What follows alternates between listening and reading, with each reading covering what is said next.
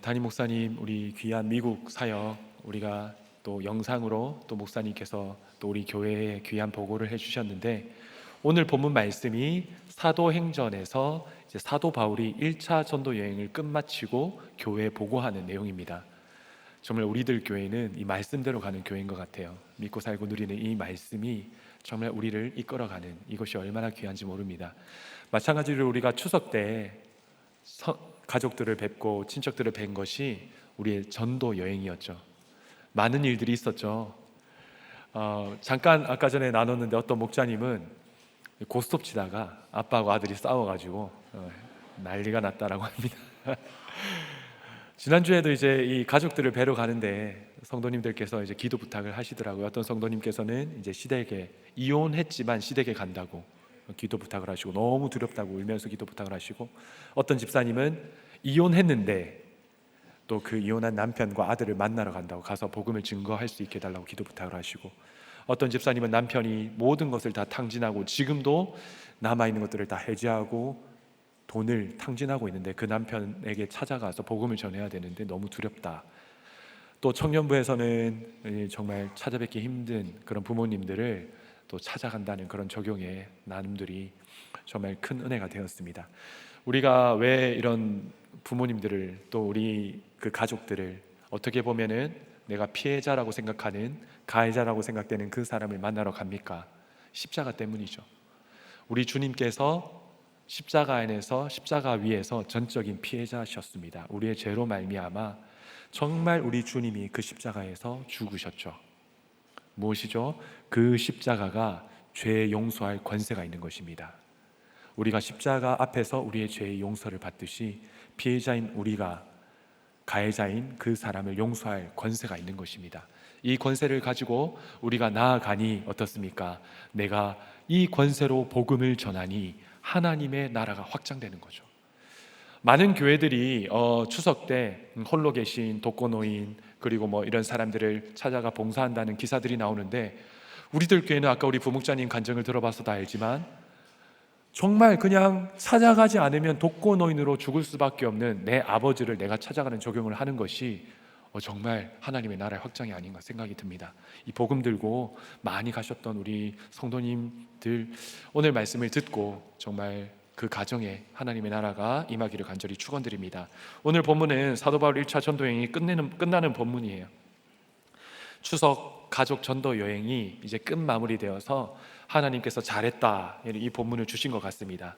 이 본문을 통해서 이미 시작된 하나님의 나라, 그리고 이미 우리에게 임한 하나님의 나라에 어떻게 들어가는지 함께 살펴보도록 하겠습니다.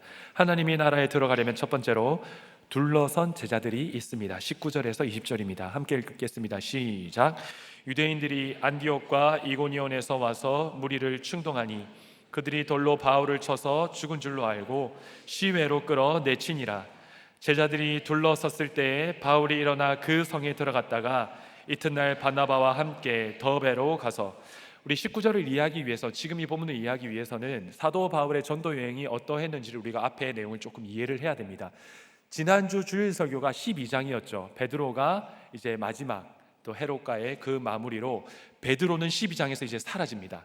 15장에서 잠깐 나오긴 하지만 13장부터는 이제 사도 바울의 이야기예요. 이 13장에 처음 등장한 교회가 안디옥 교회입니다.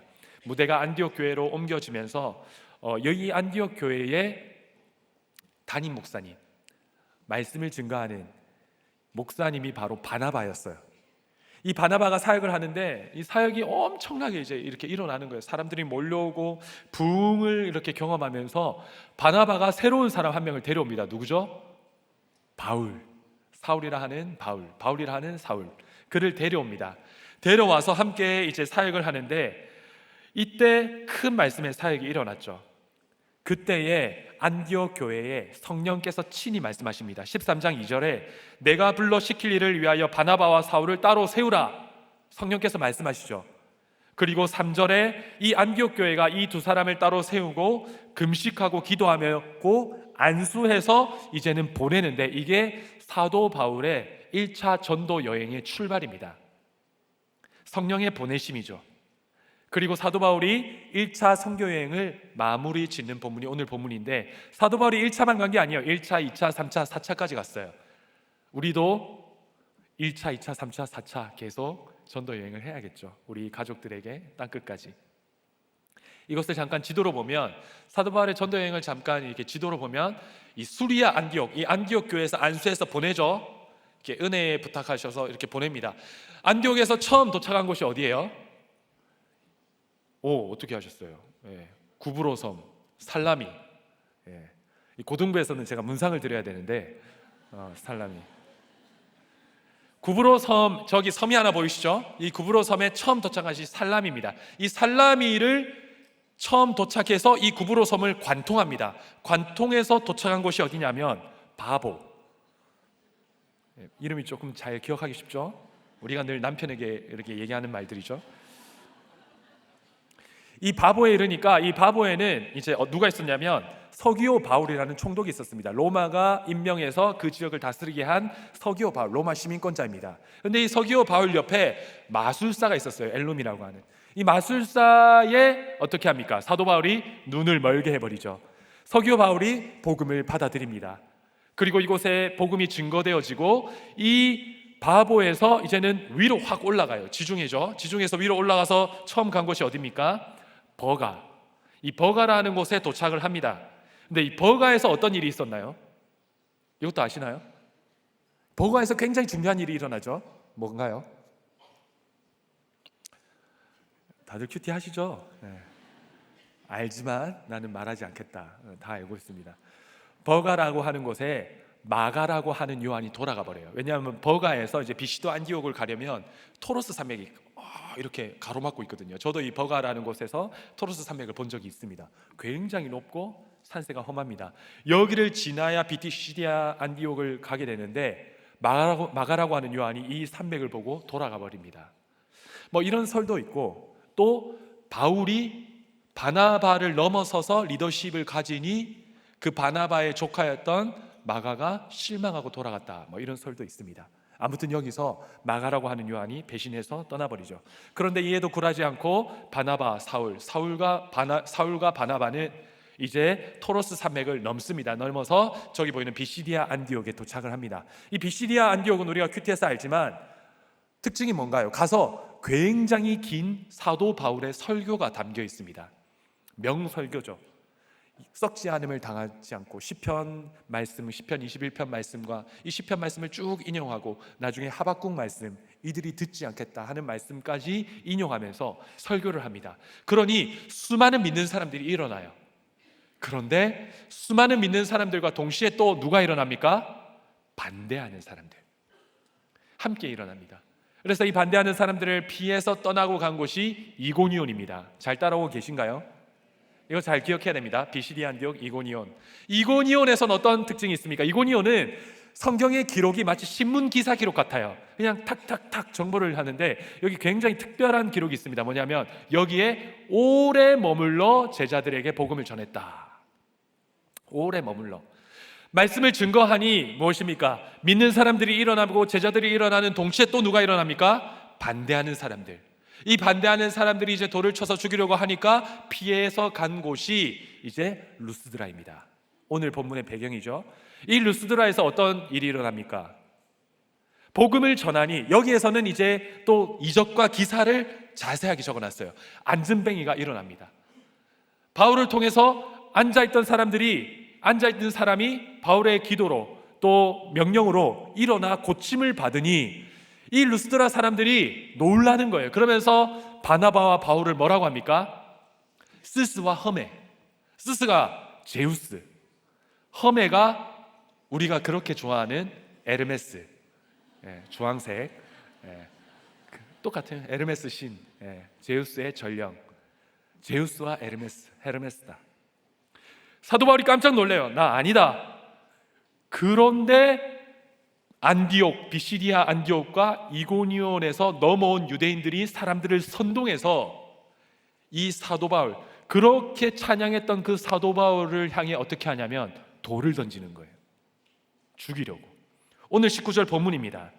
제가 읽겠습니다. 유대인들이 안디옥과 이고니온에서 와서 무리를 충동하니 그들이 돌로 바울을 쳐서 죽은 줄로 알고 시외로 끌어내치니라. 19절은 하나님의 나라가 어떻게 확장되는지를 보여주는 본문입니다. 우리 추석 때 복음을 많이 전했잖아요.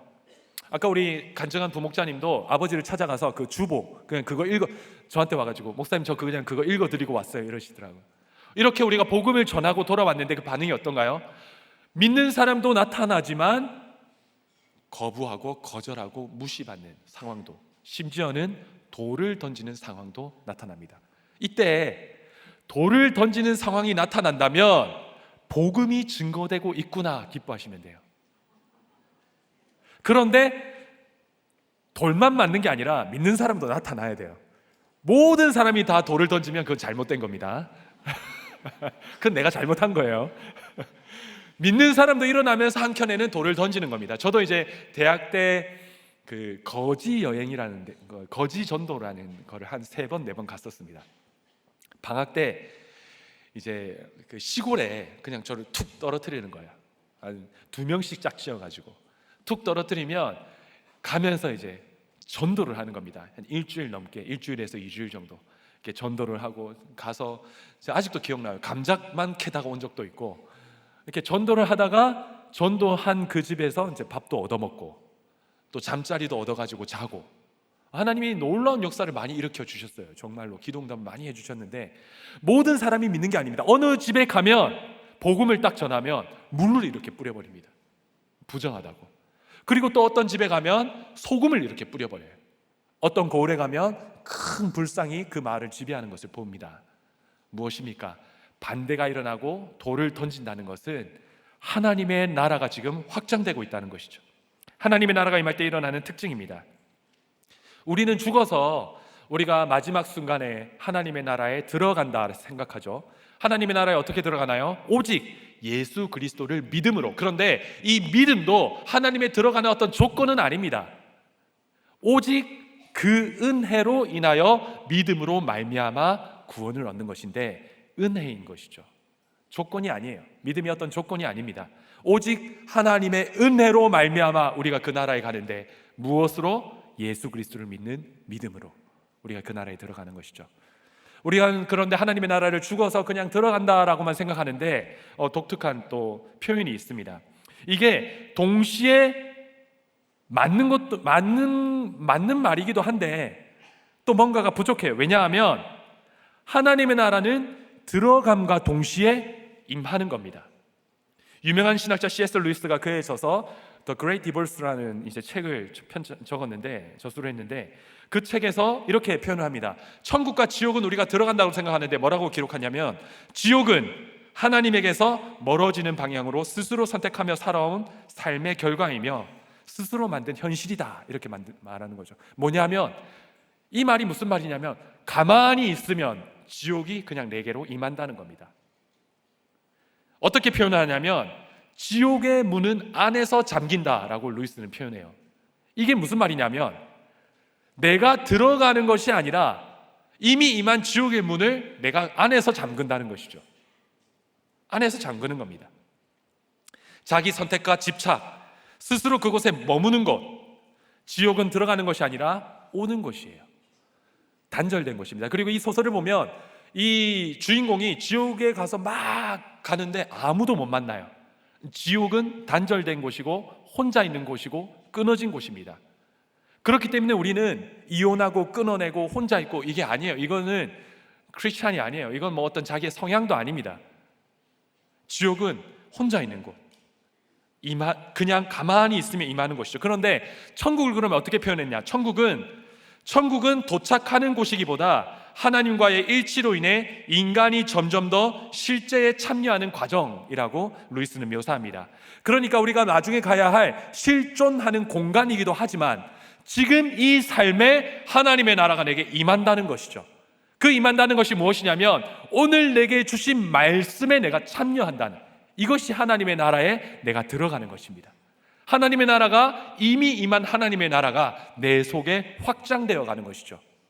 하나님의 통치에 내가 참여한다. 우리 예수님도 이렇게 기도를 가르쳤잖아요. 하나님의 나라가 임하옵시며, 커밍이죠. 임하는 것입니다. 내가 들어가는 것과 동시에 참 이게 뭐 한쪽만 맞다라고 할 수는 없는 거예요. 우리 시에 이런 표현이 있잖아요. 구름에 달 가듯이 가는 나그네. 구름에 달 가듯이, 구름이 가는 건지 달이 가는 건지, 구름이 오는 건지 달이 오는 건지. 박목을 시인 다 아시죠? 네. 하나님의 나라는 임하는 겁니다. 동시에 임하는 거예요. 내 삶에 통치가 임하는 겁니다. 그리고 지금 내 삶 가운데, 지금 내 중심에 하나님의 나라가 확장되어 가는 것이 내가 들어가는 거예요.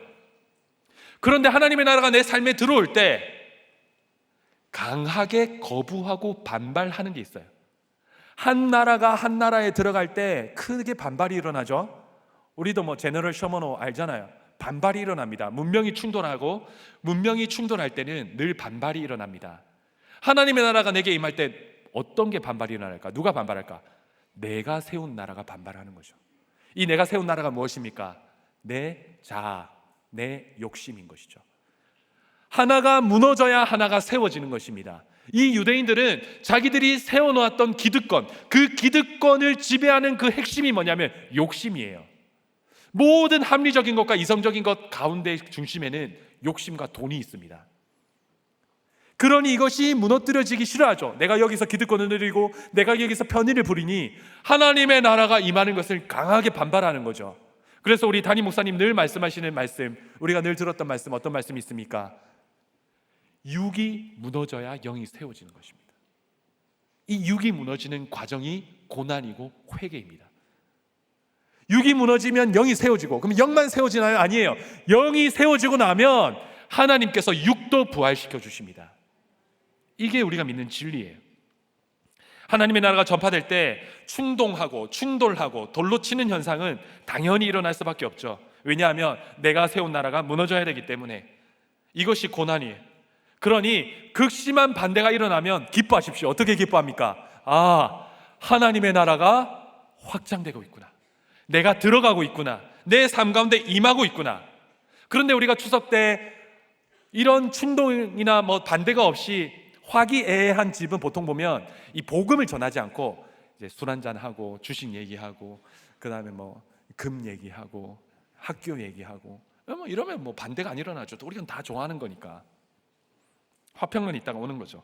박해를 받으신 모든 분들은 하나님의 나라가 임함을 믿으시기를 바랍니다. 돌로 침을 받았다는 것은 이 나라가 확장되어 간다는 거예요. 그런데 우리는 여기서 내가 복음을 전했는데 나를 돌로 쳐? 뭐 이럴 수가 있죠. 그런데 19절에서 20절에 보면 사도 바울이 돌로 맞았을 때 어떻게 반응했는지를 볼 수가 있어요. 19절에서 20절 제가 읽겠습니다.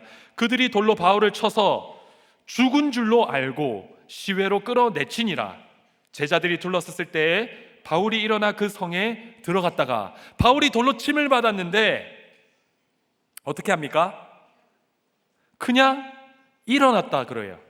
툭툭 털고 나를 돌로 친 사람, 저 사람 내가 영원히 기억할 거야. 너 이름 뭐야? 이러면서 이제 영원히 기억하는 것이 아니라 툭툭 털고 일어났다고 합니다.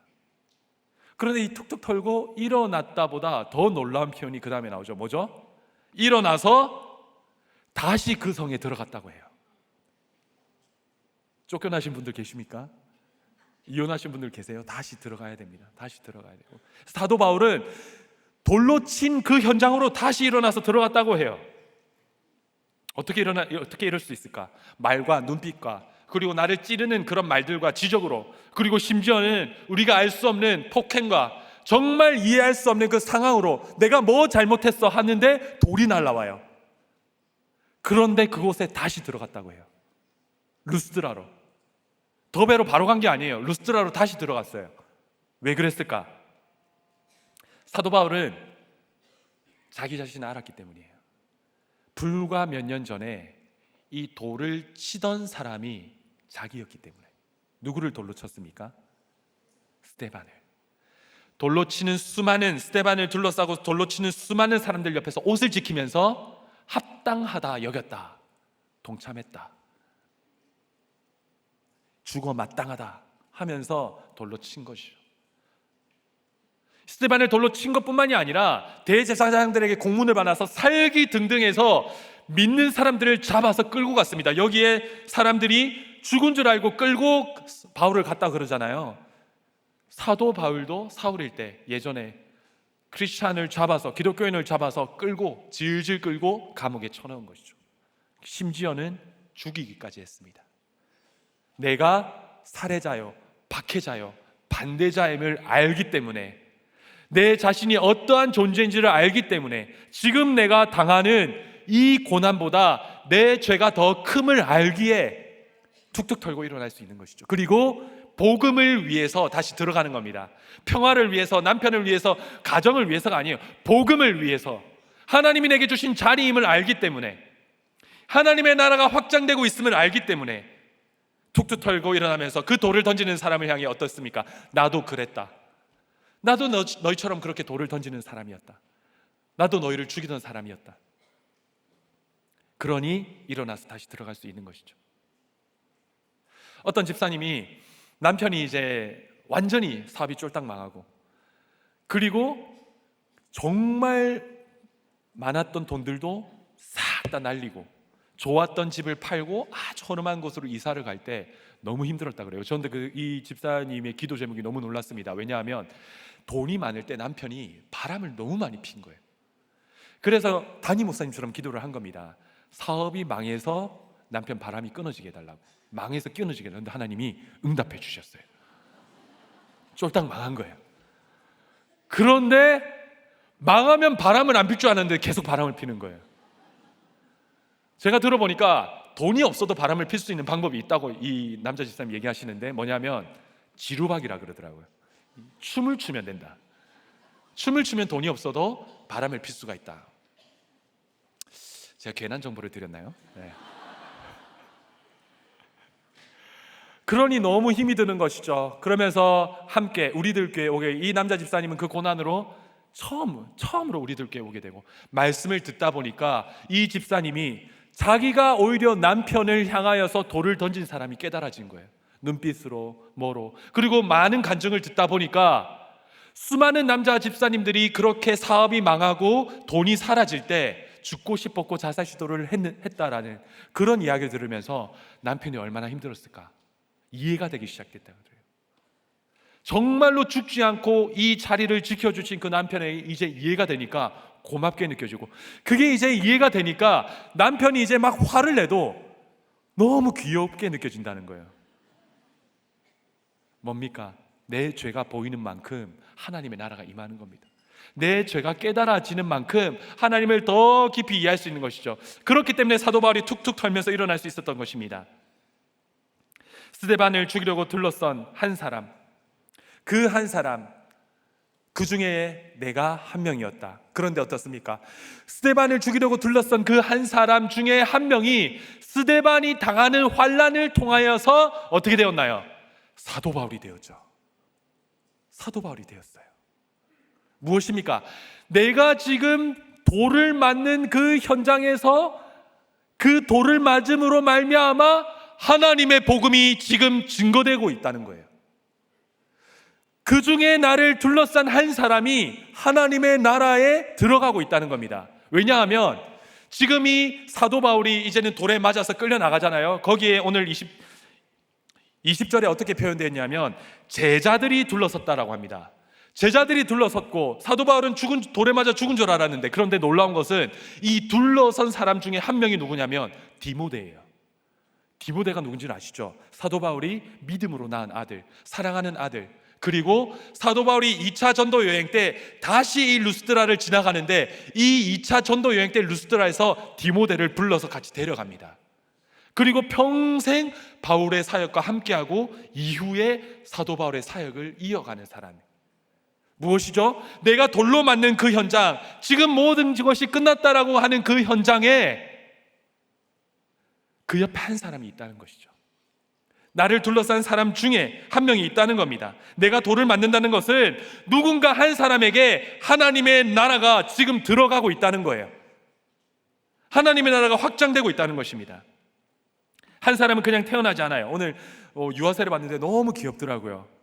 그냥 태어나지 않죠. 한 사람은 그냥 만들어지지 않습니다. 제가 참 시를 좋아하는데 대학 때 이제 진짜 이 신춘문예 아시죠? 매번 사봤어요. 제가 정말 밥 사 먹을 돈도 없었는데 신춘문예 집을 사가지고 늘 사보고, 그리고 제가 고등학교 때 제일 힘들 때 제가 썼던 게 뭐냐면 시입니다. 시. 그때 썼던 시 제목이 카오스라는 시인데, 제가 이것을 좀 보여드리려고 하니까 아내가 무슨 카오스냐면서 그 맥주 이름 아니냐고, 이런 거 얘기하지 말라고. 네. 저의 그 아픔을 모릅니다. 얼마나 처절했는지. 맥주 이름이라니요. 근데 이제 제가 좋아하는 시 중에 하나가 이제 대추 한 알이라는 시가 있어요. 한번 보여주시면 이렇게 시작합니다. 적에 저절로 불거질 리 없다. 저 안에 태풍 몇 개, 저 안에 천둥 몇 개, 저 안에 벼락 몇 개. 무엇입니까? 저 안에 태풍 몇 개, 천둥 몇 개, 벼락 몇 개. 우리 안에 태풍 몇 개, 천둥 몇 개, 그리고 벼락 몇 개가 있으니까 한 사람이 빚어지는 것이죠. 한 사람에게 하나님의 나라가 임하는 것입니다. 우리 안에도 다들 있죠. 우리 안에도 태풍 몇 개, 천둥 몇 개, 벼락 몇 개가 있습니다. 여러분들은 대추입니다. 네. 아니, 장난이에요. 여러분들에게 하나님의 나라가 임한 것이죠. 어떤 집사님이 이제 바람 피고 또 이혼한 남편, 집을 떠난, 그냥 이혼을 안 했는지는 모르겠어요. 이 집을 떠나버렸어요. 10몇 년 동안 바람을 펴서 집을 떠나서 이제 그 시댁에 이 시어머니에게 복음을 전하러 간다. 지난주 말씀에 이 피해자의 권세로 가지고 복음을 전하러 간다는데 너무 두렵다는 거예요. 아직도 그 시댁은 너무 잘 살고 너무 대단하고 복음을 전하는 게 너무 힘들다면서 저에게 기도 부탁을 했는데 울면서 기도 부탁을 하는 거예요. 그런데 뭐 지금 그것이 어떻게 됐는지는 모르겠어요. 그런데 놀라운 것은 그렇게 갈 때 그 옆에 딸이 함께 간다는 겁니다. 누가 보고 있습니까? 이 복음을 전했는데 이 복음으로 말미암아 하나님의 나라가 나를 둘러싼 한 사람에게 들어간다는 것이죠. 정말로 우리에겐 둘러선 제자들이 있다는 것은, 혼자 있다는 것은 지옥이 임하고 있다는 것이고, 둘러선 사람이 있다는 것은 하나님의 나라에 내가 들어가고 있구나. 또 누가 있습니까? 내 주위에는 아무도 없어라고 하지만 스데반이 돌에 맞아 죽을 때에 누가 계셨나요? 사도 바울도 있었지만 적대적이었죠. 그런데 누가 있습니까? 사도행전 7장 55절에 보니까 이렇게 기록되어 있습니다. 스데반이 성령이 충만하여 하늘을 우러러 주목하여 하나님의 영광과 및 예수께서 하나님 우편에 서신 것을 보고, 스데반 주변에 하나님의 영광이 임해버리고 우리 주님께서 그 옆에 벌떡 일어서서 보고 계시는 거예요. 우리 주님이 자리에서 일어났다라는 표현은 여기가 유일합니다. 반드시 있는 것이죠. 하나님 나라에 들어가는 것이, 하나님 나라에 임한 사람들이 주변에 있는 것이죠. 적용 질문 드립니다. 추석 때 돌을 맞고 돌아오셨나요? 화기애애했나요? 다시는 안 간다 하고 있지는 않습니까? 툭툭 털고 바울처럼 다시 들어가고 있나요? 내 옆에 가족들은 나를 보며 하나님의 나라를 사모하나요? 아니면 세상 성공을 사모하고 있나요?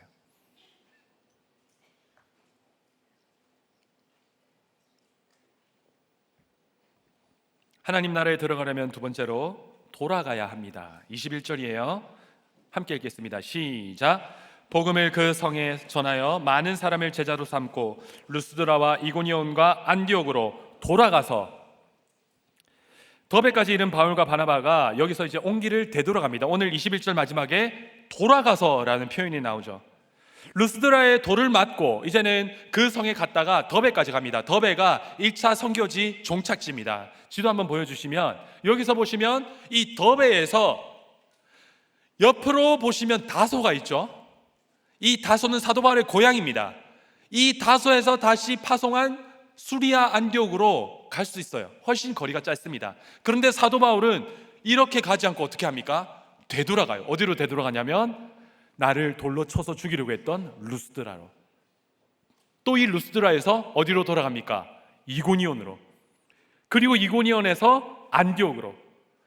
안디옥과 이고니온에서 사람들이 왔어요. 170km, 40km를 걸쳐서 와서 루스드라에서 선동해서 돌을 던졌기 때문에 동일하게 이고니온과 안디옥에도 적대하는 사람들, 여전히 죽이려고 하는 사람들이 가득합니다. 그런데 사도 바울은 돌아갑니다.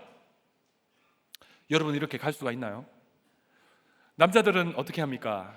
고생했을 때 군대에서, 군대를 향하여 오줌도 안 싼다 그러죠. 너무 힘들어가지고 그 힘든 곳으로 우리는 돌아가기 싫어합니다. 저도 이제 고향에 늘 명절이면 돌아갔었는데, 고향에 딱 가면은 공기부터 다릅니다. 그 바닷가의 그 습한 공기, 냄새, 분위기, 그리고 터미널에서 집까지 정말 다 쓰러져가는 그 집까지 이제 걸어가는데, 이 걸어가면 이 아버지가 난동을 피우고 행패를 부렸던 그 길, 그래서 저는 고향에 가는 것이 너무 싫었습니다. 그 냄새, 그 공기도 되돌아가는 게 너무 싫었어요. 그래서 저는 늘 돌아가지 않고 밖으로 떠돌았습니다. 20대 때 해외로 많이 떠돌았어요. 왜 그렇게 싫었냐면, 실내로 저희 아버지가 이제 어머니가 떠나고 아버지가 혼자 이제 집에 있으면서 거울을 바라보시다가 거울에 비친 자기 모습이 너무 싫은 거예요. 아내가 떠나고 가족들도 아무도 찾지 않고 직장도 실직되고 노숙자처럼 사는 그 거울에 비친 자기 모습이 너무 싫어서 아버지가 칼을 들고 자기 코를 잘라버렸습니다. 피가 툭툭 떨어지고, 급하게 응급실에 가서 꿰맸지만 여기에 깊은 상처가 이렇게 남아있어요. 그걸 보면서 얼마나 속이 상했는지 증오하기도 하면서도 이 복잡한 감정, 너무 싫었어요. 뭐 제가 이런 걸 얘기하면 뭐 그냥 고난의 나열밖에 안 되지만 돌아가기 싫었습니다. 사도 바울도 그냥 돌로 쳐 죽였다 한 줄로 나오지만, 그 돌로 쳐 죽였다는 건 진짜 죽이려고 했던 거거든요. 진짜 돌을 쳐서 그 사람을 완전히 죽여버리려고 사람들이 몰려들었던 것입니다. 아무 잘못도 없었는데 돌아가고 싶었겠습니까? 아니죠. 안 돌아가죠. 뭐하러 돌아가요? 이미 복음 전했잖아요. 그런데 오늘 왜 돌아갑니까? 22절에 나오죠. 사도 바울이 뭐라고 합니까? 오직 복음에 이끌려 제자들의 마음을 굳게 하고 이 믿음에 머물러 있으라 권하고, 제자들의 마음을 굳게 하고 이 믿음에 머물러 있으라 권하고, 그렇게 믿음을 굳게 하려고 돌아갔는데 여기에 중요한 가르침이 나옵니다. 이것을 이야기하기 위해서 돌아간 것이죠. 뭐냐면, 우리가 하나님의 나라에 들어가려면, 계속 띄워주세요. 우리가 하나님의 나라에 들어가려면 뭐죠? 많은 환난을 겪어야 할 것이라. 이것을 말하기 위해 돌아간 것입니다. 왜냐하면 사도 바울이 겪었잖아요. 그 안에 태풍 몇 개, 폭풍 몇 개, 벼락 몇 개가 있기 때문에 이것을 증거하기 위해서 많은 환난을 겪어야 너희가 들어갈 수 있다, 이것을 가르치기 위해서 돌아간 것이죠. 그래서 사실 오늘 주일 설교 제목이 많은 환난을 겪어야 할 것이다, 이게 제목이었는데, 저희 아내가 이걸 보면서 제목이라도 좀 우리가 숨을 쉬자, 그냥 환난도 아니고 많은 환난, 너무 힘들지 않냐,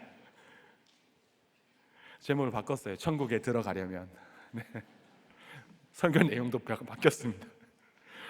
많은 환난에, 왜냐하면 많은 환난을 겪는 것이 뭐냐면 마음을 굳게 하고 믿음에 머물 수 있는 비결이기 때문에.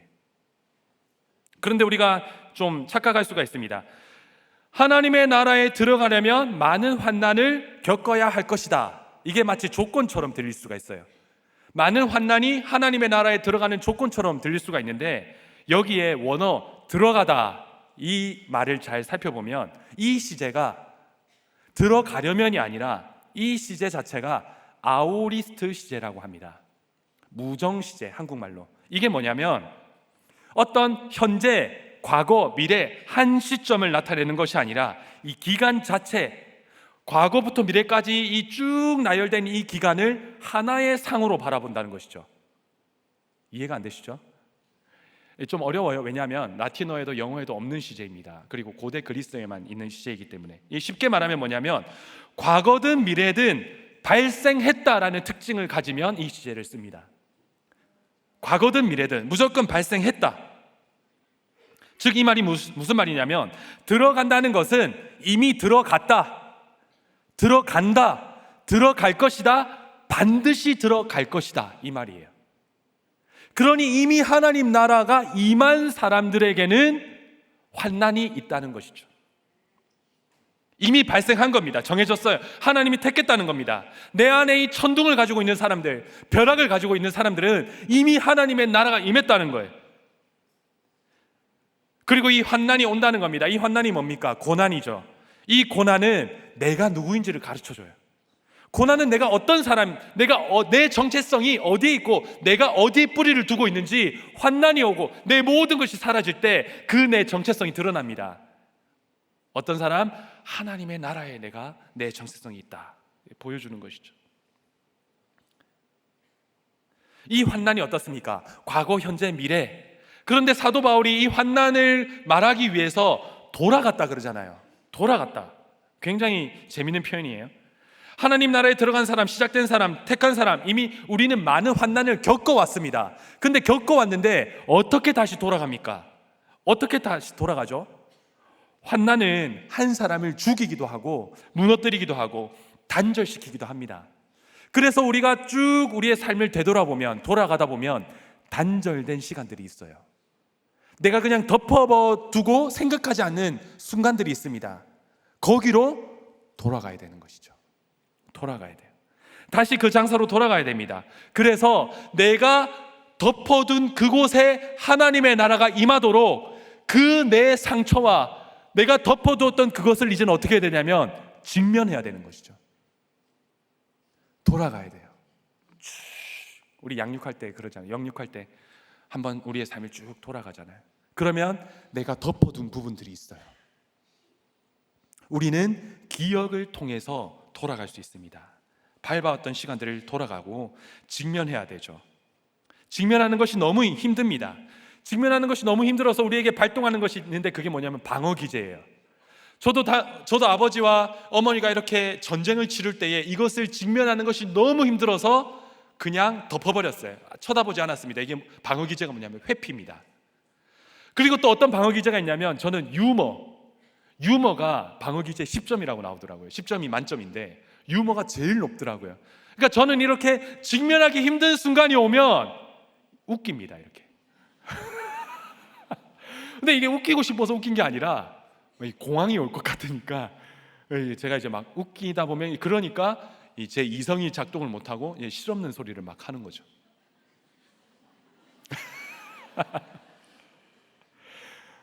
우리 조커라는 영화를 제가 굉장히 좋아하는데 조커가 그러잖아요. 그 과거를 우리 영화 보시면 그 조커의 과거를 우리가 알잖아요. 그러면서 조커가 늘 웃으면서 Why so serious? 이러면서 막 웃기잖아요. 정말로 우리는 직면해야 됩니다. 내가 덮어놓은 그것을 내가 직면해서 어떻습니까? 그 가운데 있는 그 나를 지금의 내가 껴안아 주는 것이죠. 말씀으로. 지금의 말씀으로. 이게 아우리스트 시제예요. 이게 하나의 상으로 짝해서 이게 모두가 발생한 거예요. 여기에 이 순간에 있던 나를 지금의 말씀으로 해석받은 내가 가서 껴안아 줄 때 그곳에 비어있던 그곳, 블랭크 되어 있던 그곳에 어떻습니까? 하나님의 나라가 임해버리는 것이죠. 그 안에 있던 그가 나죠? 하나님의 나라에 들어가는 것입니다. 이것이 해석이에요. 이것이 약재로입니다. 부모가 자녀를 미워하면 자녀는 부모를 미워하는 것이 아니라 자기 자신을 미워하게 됩니다. 우리의 그 시간들, 비어있던 그 시간들, 오늘 바울처럼 돌아가야 돼요. 이게 너무 힘듭니다. 직면하는 것이. 제가 제일 돌아가기 싫었던 시간이 어디냐면 고등학교 시절이에요. 저는 직면할 수가 없었습니다. 이게 비어있어요. 그래서 제가 생각하지 않았던 기억들이 많더라고요. 제 친구들을 또 다른 사람들을 통해서 듣는데, 그런데 이 고등학교 시절을 돌아가는 그 비결이 있었는데 뭐냐면 제가 이제 한 20년 정도 사역을 했는데 20년 사역 기간 동안 저는 고등부를 한 번도 한 적이 없습니다. 하기 싫었어요. 처음에 작년에 담임 목사님이 저보고 고등부를 가라는 겁니다. 너무너무 힘들었어요. 그래서 제가 설교를 하면 아이들이 올라와서 인터뷰를 하는데 이 인터뷰하는 게 무섭더라고요. 그 아이들과 대화하는 것이. 여러분들은 이해하지 못할지도 모릅니다. 그래서 저는 인터뷰를 안 했어요. 다른 목사님을 시켰습니다. 너무 힘들어서. 그런데 이게 비결이더라고요. 오늘 말씀 23절 한번 보겠습니다. 23절에 바울이 돌아가서 한 일이 뭐냐면 각 교회 장로들을 택하여 금식 기도하며 그들을 믿는 주께 그들을 위탁하고, 바울이 돌아가서 한 일이 뭐냐면 장로들을 세웠어요. 장로들이 뭐냐면 말씀을 가르치는 사람, 말씀을 지키는 사람, 말씀을 전하는 사람입니다. 돌아가서 그 환난이 있을 거다 하면서 세웠는데 이게 뭐냐면 교사를 세우는 거예요. 말씀을 가르치는 사람을 세우는 거예요. 제가 고등부가 되어서 이 고등부, 내가 직면하기 싫었던 그 고등부 아이들을 직면할 수밖에 없는 상황이 오죠. 신방을 갑니다. 신방을 가고 그 아이들과 대화를 하다 보면 저하고 비슷한 시절을 겪은 아이들이 너무 많더라고요. 그 아이들을 바라보고 그 아이들이 입으로 자기들의 아픔을 고백하고, 저도 블랭크 비어있던 그 아픔을 드러내고 고백하니까 직면이 되는 거예요. 그리고 그 직면이 어떻게 됩니까? 말씀으로 해석이 된다는 것이죠. 그곳에 하나님의 나라가 임해버린다는 거예요. 그래서 여러분들이 어떻게 돌아가지 하는 사람들은 내가 정말 제일 힘들었던 시절에, 그 시절에 교사로 섬기시면 됩니다. 교육부서, 정말이에요. 저희 아내가 소년부 교사를 9년째 하고 있는데, 저희 아내는 소년부 시절이 제일 힘들었다고 합니다. 왜냐하면 어렸을 때 초등학교 시절에 아버지가 눈앞에서 경찰들이 신발을 신고 올라와서 아버지를 머리채를 잡고 경찰서로 끌려가는 것을 보게 되고, 그것이 너무 충격이고 트라우마였는데, 다음날 학교를 가니까 학교에서 모든 아이들이 저희 아내를 손가락질하면서 범죄자 딸이라고, 그래서 학교 시간 내내 엎드려 있었다고 그래요. 그리고 그 다음날 어머니께서 강제 전학을 시켰다고 합니다. 얼마나 큰 상처였는지. 제가 그래서 9년 전에 아내에게 소년부 교사하세요, 목장에서 얘기했어요. 막 반발을 하는 거예요. 반발하니까 목자가 얘기하는데 왜 말을 안 듣냐고. 정말이에요. 너무 많은 반발을 했습니다. 그런데 목장 사람들이 다 함께 이야기를 하니까 소년부 교사를 하게 됐어요. 그때 소년부를 담당하던 목사님이 박성근 목사입니다. 이 얘기를 꼭 해달라고 저한테 몇 번을 얘기하더라고요. 제발 좀 얘기해달라고. 아내가 소년부 아이들의 나눔과 이걸 통해서 자기의 비어있던 부분들에 하나님의 나라가 임한 것이죠. 치유가 임하는 것입니다. 섬겨야 됩니다. 장로로 써야 돼요. 우리가 흘러간 것이 아니에요. 덮어둔 것이 아닙니다. 우리 안에 살아있어요. 내 속에 잠들어 있기 때문에 우리는 돌아가야 됩니다. 그리고 그 모든 약재료를 통하여서 하나님의 나라가 임하는 것이죠. 제가 이제 이 올해는 중등부도 섬겼는데, 중등부에 어떤 선생님이 오셨어요. 그런데 자기가 자발적으로 온 것이 아니라 아내가 중등부 교사니까 따라온 거예요, 결혼해가지고. 그런데 중등부 때 너무 심한 왕따를 당했다는 겁니다. 그래서 이 아이들을 바라보는 것이 너무 무섭다는 거예요. 이 애들이 너무 무섭다는 거예요. 제가 봤을 땐 그 선생님 더 무섭게 생겼거든요. 덩치도 크고. 그 아이들이 너무 무서웠는데 큐페에 가서 그 아이들의 나눔을 듣다 보니까 그 아이들이 너무 사랑스럽고 귀엽게 여기신다고 그러는 거예요. 정말로 우리는 이렇게 우리의 상처가 약재료가 되는, 돌아가야 됩니다. 그리고 이것을 통해서 어떻게 됩니까? 믿음이 굳건해지는 것이죠. 믿음이 굳건해지는 겁니다. 적은 질문드립니다. 나의 가장 어두운 시절이 언제입니까? 회피하고 덮어두었던 깊은 상처는 무엇입니까? 이 모든 사건이 하나님의 나라에 들어가는 자에게 주신 사건임이 인정이 되십니까?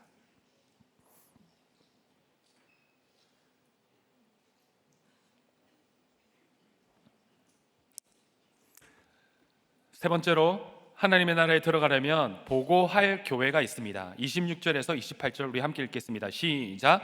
거기서 배 타고 안디옥에 이르니 이곳은 두 사도가 이룬 그 일을 위하여 전에 하나님의 은혜에 부탁하던 곳이라. 그들이 이르러 교회를 모아 하나님이 함께 행하신 모든 일과 이방인들에게 믿음의 문을 여신 것을 보고하고 제자들과 함께 오래 있으니라. 다시 온기를 되돌아갑니다. 우리가 지도를 한번 보시면 아시겠지만 비시디아 안디옥에서 이제는 어디로 갑니까? 버가가 어떤 곳이라 그랬죠? 마가라고 하는 요한이 배신해서 돌아간 곳, 그 버가까지 와서 이 버가 옆에, 처음에는 버가에서 말씀을 안 전했어요. 그런데 오늘 본문에는 말씀을 전했다고 나오죠. 이 버가의 말씀을 전하니 또 많은 사람들이 믿게 되었습니다. 버가에서 안탈리아로, 이탈리아로. 이 안탈리아 굉장히 유명한 관광지예요. 아름답습니다. 나중에 꼭 가보세요. 이탈리아에서 배를 타고 이제는 시리아 안디옥으로 갑니다. 근데 우리가 이제 아시다 보면 지도에 보시면 안디옥이 두 개잖아요. 비시디아 안디옥, 수리아 안디옥 헷갈리시면 안 돼요. 선교 여행을 출발하는 곳은 수리아 안디옥입니다. 그런데 이 수리아 안디옥에 이제 사도 바울이 갔죠. 오늘 26절에 보니까 배 타고 안디옥에 이르렀다고 합니다. 이 안디옥이 어떤 곳이냐면 13장 1절에 이 안디옥이 어떤 곳인지 잘 나와 있어요. 13장 1절 보시면 안디옥 교회에 선지자들과 교사들이 있으니 곧 바나바와 니게를 하는 시몬과 구레네 사람 루기오와 분봉왕 헤롯의 젖동생 마나인과 및 사울이라. 이 사울은, 다른 사람은 쭉 연구하는데 사울은 및 사울이라 이렇게 나와 있어요.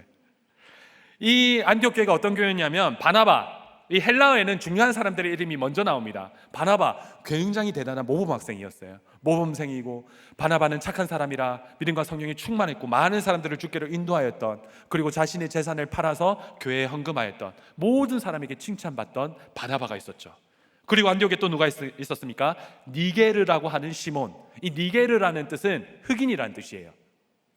그리고 시몬은 헬라어 이름인데, 이 흑인이었던 사람이 헬라어 이름이 아니라 시몬은 유대인 이름인데, 니게르라고 하는 시몬, 이 사람이, 흑인이었던 이 사람이 유대식 이름으로 개종을 한 거죠.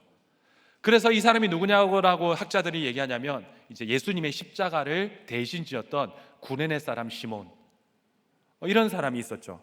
그리고 또 누가 있습니까? 구레네 사람 루기오. 루기오는 라틴식 이름입니다. 굉장히 인종과 또 그 모든 나라와 피부색이 다른 다양한 사람들이 섞여 있는 것이죠. 그리고 또 나오는 사람이 누구입니까? 분봉왕 헤롯의 젖동생. 이 분봉왕 헤롯은 헤롯 안티파스예요. 사도 요한의 머리를 이렇게 잘라버린 이 안티파스의 젖동생이라는 뜻이 뭐냐면, 안티파스와 함께 젖을 먹고 자란 사람. 그럼 뭐죠? 왕족인 겁니다. 권력자였죠. 권력의 중심이었던 젖동생 마나엔. 그리고 누가 나옵니까? 밋 사울이라. 밋 사울, 괄호 바뀌죠. 왜 그렇습니까? 살인자요, 박해자요, 그리스도인들을 핍박했던, 손가락질 받아 마땅한 죄인. 이 죄인, 우리 목장이 이런 곳이 아닌가 생각이 돼요. 우리 목장이 안디옥 교회 같아요. 우리가 파송을 받고 돌아가고, 파송을 받고 돌아가고. 목장에 어떤 사람이 있습니까? 바나바 같은 사람이 있죠. 그리고 시꺼먼 사람이 있습니다. 구레네 사람 시몬. 이름이 또 특이한 사람들이 있죠. 그리고 권력 있는 사람들이 있습니다. 난 헤롯하고 젖동생이야.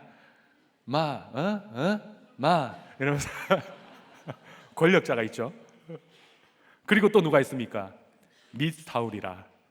나는 누군지 한번 생각해 봤으면 좋겠어요. 밋 사울인지 누군지. 저는 약간 괄호 밖의 인물 같아요. 이것이 교회입니다. 이 얼마나 재밌습니까? 그런데 이 교회에 도착해서 사도 바울이 하는 이유가 뭐냐면, 한 것이 뭐냐면 27절에 보니까 사도 바울이 이르렀는데, 그들이 이 교회에 이르러 교회를 모아 하나님이 함께 행하신 모든 일과 이방인들에게 믿음의 문을 여신 것을 보고하고. 여러분, 이 1차 선교 여행은 누가 했나요? 그 힘들어서 마가라고 하는 요한도 떠나버린 이 여행을 바울과 바나바가 했죠. 그럼 보고를 할 때 뭐라고 보고합니까? 내가 이렇게 했습니다. 내가 이렇게 했습니다. 제가 늘 담임 목사님께 보고할 때 이렇게 합니다. 목사님, 제가 했습니다. 목사님, 제가 이렇게 했습니다. 보통 이렇게 이제 보고를 하는데, 바울은 뭐라고 하나요? 27절에 보니까 하나님이 행하신 모든 일, 자기가 돌에 맞아 죽기도 하고 이렇게 안진병이도 일으키고 놀라운 사역을 했는데, 사도 바울은 자기 이름을 싹 뺍니다. 뭐라고 하죠? 하나님이 행하신 모든 일.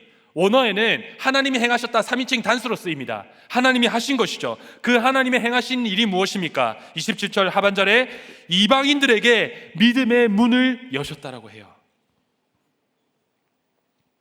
목숨까지 내어놓은 수고, 영광스러운 모든 일 하나님이 하셨다라고 보고하는 겁니다. 무엇입니까? 내 삶에 일어난 수많은 일들, 나의 이 긴 여정 가운데, 1차 이 여정 가운데 내 삶에 일어났던 수많은 일들, 벼락 몇 개, 천둥 몇 개, 폭풍 몇 개, 모든 수많은 일들이 뭡니까? 이방인인 나에게, 이방인인 내 삶에 문을 여시고 복음을 전하기 위해서 하나님이 행하셨 일이라는 것이죠. 복음 밖에 있었던 내 삶에 하나님이 나의 문을 여시고 허락한 사건이라고 합니다. 망하고, 내 나라가 망하고 하나님의 나라가 세워져야 하기에 하나님이 허락하신 일이죠. 이것을 우리는 평생 보고해야 됩니다. 이 보고가 무엇입니까? 간증이죠. 하나님이 이 일을 행하셨습니다. 내 삶에 하나님이 이 일을 행하셨습니다. 내가 덮어두었고 드러내면 수치받는 그 일까지 이 이방인인 나의 이 문을 열고 이 나를 구원하기 위해서 이방인의 문을 여시고 하나님이 하신 거예요. 어떤 순간도 우연은 없습니다. 우리 너무 많이 들어서 알잖아요. 때를 따라 하나님 아름답게 하시죠. 어떤 순간도 우연은 없습니다. 우연히 일어난 것이 아니에요. 정확한 하나님의 작정 속에, 내 속에 하나님이 나를 만들어가기 위해서 벼락 몇 개를 허락하시고 태풍 몇 개를 허락하시고 천둥 몇 개를 허락하셔서 이 모든 시간들이 어디에 닿아 있습니까? 그리스도의 십자가에 닿아 있는 것이죠. 우리가 해야 할 일은 이 시간으로 돌아가 회개해야 되는 것입니다. 돌이켜야 되는 것이죠. 비어있던 그 모든 시간들이 하나님께로 향해야 되는 것입니다. 그리고 이것을 보고한 이것을 통하여서 다른 사람의 믿음의 복음의 문도 열어야 되는 것이죠. 이것이 우리의 사명입니다. 보고의 상급이 무엇입니까? 이 사도 바울이 보고했을 때 어떤 상급이 있었나요? 있었죠. 무엇이죠? 하나님 한 분이시죠. 우리는 이미 상급을 받았어요. 받을 것이고 반드시 받을 것입니다. 이것이 무정시제죠. 이미 하나님이 우리에게 모든 상급을 주셨습니다. 그 은혜에 감격해서 들어가려면이 아니라 이미 들어갔고 들어갈 것이고 반드시 들어갈 것이기에 하나님의 나라는 이미 우리에게 임했습니다. 그리고 이것이 확장되어야 되는 것이죠. 그리고 나뿐만 아니라 내 옆에 이방인인 내 가족 또한 이곳으로 들어가야 됩니다. 하나님이 여실 것이에요. 그러기 위해 천국이 임한 우리들, 천국으로 들어갈 우리들, 반드시 하나님 나라에 다시 들어갈 우리들은 긴 방학을 끝내시고 안디옥 같은 목장에 모여서 추석 때 일어난 모든 일들, 내 삶에 일어난 모든 일들을 선교 여행을 보고해야 되는 것이죠. 적용 질문드립니다. 열리지 않는 이방의 문은 누구입니까? 보고하며 보고받을 목장이 있습니까? 그 목장으로 긴 방학을 마치고 나아가고 있나요? 아직도 간증하지 못하는 이유는 무엇입니까? 내가 보고할 때 하나님께서 그 문을 여실 것을 믿으십니까? 또 이제 10월이잖아요. 11월, 12월 우리 주일학교 교육부서의 아이들이 너무 많아요. 교사로 섬겨주시기 바랍니다. 말씀 맺겠습니다. 하나님 나라는 내가 들어가는 것이 아니에요. 이미 임했고 반드시 들어가기로 하나님께서 결정하셨어요. 그런 사람에게는 돌에 맞는 상황에서도 하나님이 하나님의 나라에 들어갈 한 사람을 준비시켜 갑니다. 하나님 나라가 확장되어 가고 있는 거예요. 둘러싼 제자들이 있습니다. 아픔과 실패의 시간으로 우리는 다시 돌아가야 돼요. 내가 덮어두고 내가 외면했던 그 시간으로 다시 돌아가 그곳 가운데도 하나님 말씀이 임하게 해야 됩니다. 이 모든 일어난 일들이 주께서 하신 일들이에요. 이방인인 나에게 복음을 증거하기 위해서 하나님이 문을 여신 일입니다. 우리는 이것을 보고할, 천국 시민들은 이것을 보고할 교회 공동체를 허락하십니다. 우리 찬양하시고 말씀으로 함께 기도하겠습니다. 하나님 나라 임하소서. 영광과 존귀 능력과 위엄 놀라운 사랑의 기적의 하나님 지금 이곳에 하나님 나라 우리 한 번 더 하나님 나라 임하소서. 하나님 나라 임하소서.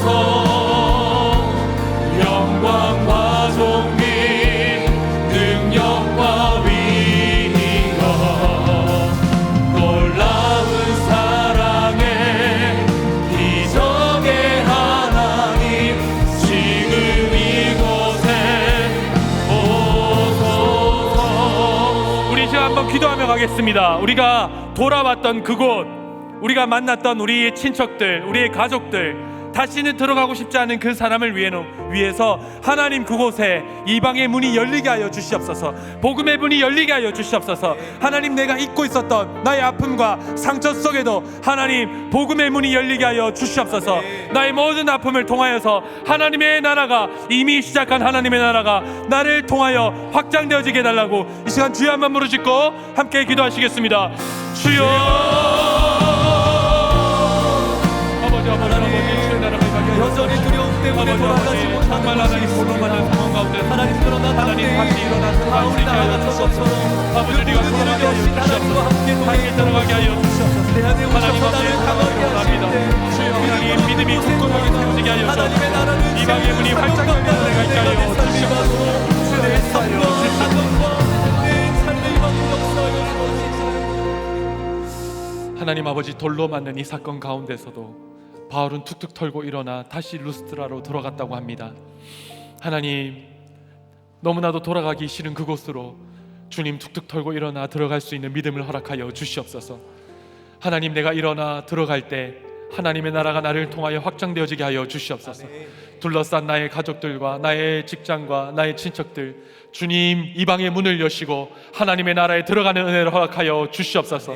내가 꽁꽁 묶어두었고 덮어두었던 그 상처에 직면하기를 원합니다. 너무 고통스럽지만 이것을 나누고 또 고백할 때마다 하나님, 그 곳 가운데서도, 그 시간 가운데서도 하나님의 나라가 임하게 하여 주시옵소서. 하나님의 나라로 들어가게 하여 주시옵소서. 주여, 우리를 긍휼히 여겨 주시옵소서. 하나님 아버지, 이 나라를 기억하셔서 참으로 이 나라가 하나님의 은혜의 가운데 다시 하나님의 나라가 임하기를 원합니다. 주여, 이 나라에 뿌려졌던 그 복음의 씨앗이 확장되어져서 하나님 아버지, 이 나라를 통하여서 하나님의 복음이 아버지 주변으로 확장되어지고 증거되어질 수 있도록 주님 이 나라를 사용하여 주시옵소서. 하나님, 한 생명이 태어나기에 많은 환난이 있다고 합니다. 주님, 정말로 우리나라를 통하여서 생명이 보호받고 생명이 태어나기를 원하오니 하나님, 생명을 패하는 모든 악법들이 패하여지게 하여 주시옵소서. 다시 복음이 일어나게 하여 주옵시고 우리 안에 이미 시작된 이 하나님의 나라가 아버지, 이 나라 가운데에도 확장되어지게 하여 주시옵소서. 하나님, 정말 추석 때 만났던 우리 모든 식구들 기억하여 주옵시고 우리가 돌을 맞으면서도 뿌렸던 그 모든 복음이 하나님 아버지 이제는 자라갈 수 있도록 주님 은혜 더하여 주시옵소서. 나에게 이미 시작된 이 하나님의 나라에 감격하여 이 은혜에 감사하여 귀한 예물을 드립니다. 우리의 모든 예물을 주님 받아 주옵시고 예물을 드린 손길에 복을 더하여 주옵시며 하나님, 그 가정과 사업과 하나님 아이디어와 프로젝트에 주님 기름 부어 주옵시고 주님 이 귀한 예물이 흘러가는 곳곳마다 한 생명이 살아나는 은혜가 있게 하여 주옵시며 하나님의 나라가 확장되어지는 놀라운 은혜가 있게 하여 주시옵소서. 감사하며 우리 구주 예수 그리스도의 이름으로 기도드립니다. 아멘.